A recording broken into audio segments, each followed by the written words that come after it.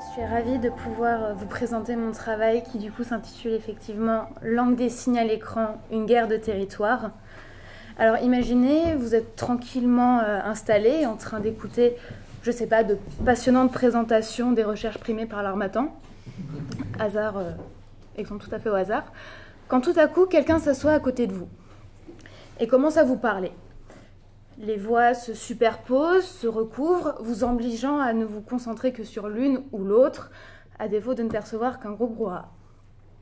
Car il est en effet difficile de se concentrer sur deux paroles si elles sont simultanément énoncées, l'une finissant obligatoirement par avoir le dessus sur l'autre. Et le même phénomène se produit lorsqu'on filme un discours en langue des signes. Prenez par exemple une conversation entre deux personnes A et B. Pour les filmer, il est d'usage de commencer par les cadrer ensemble, puis de filmer alternativement A qui parle, B qui écoute. Aucun problème pour un discours oral, quand bien même A disparaîtrait pour montrer les réactions de B, le spectateur l'entend toujours. Mais pour un discours signé, changer de plan, changer de cadre équivaut à lui couper la parole, tout simplement. Aussi, filmer une parole signée, c'est inscrire les images qu'elle construit dans un autre registre d'images. Si dans mon titre je parle de guerre de territoire, c'est parce que film et signe semblent se disputer une place dans le champ du cadre pour pouvoir s'y exprimer.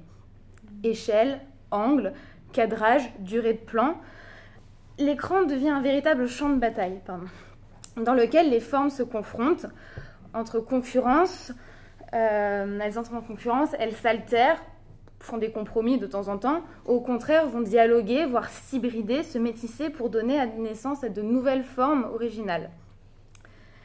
Car oui, si deux personnes ne peuvent pas parler en même temps, elles peuvent en revanche se compléter, s'imiter ou chanter ensemble. Les chœurs sont souvent agréables à écouter et à condition de savoir plus ou moins s'harmoniser. Donc, mon travail en quelque sorte a été de repérer et identifier toutes les différentes formes résultantes de ces confrontations, tout en développant les outils nécessaires à leurs analyses. Donc ce panoramique part des œuvres cinématographiques, mais donne également une part importante à toutes les propositions qu'on peut trouver dans le champ de l'audiovisuel, des histoires contées, des clips de chants-signes, des performances, puisque les conventions esthétiques, généralement plus libres, favorisent justement l'émergence de nouvelles formes. Donc voilà, avec le développement de politiques inclusives et la banalisation des outils de création et de diffusion de contenu audiovisuel, les langues des signes sont de plus en plus présentes, aux allocutions présidentielles également.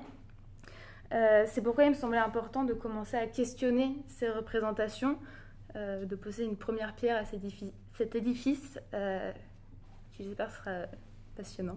Et je vous remercie pour votre écoute.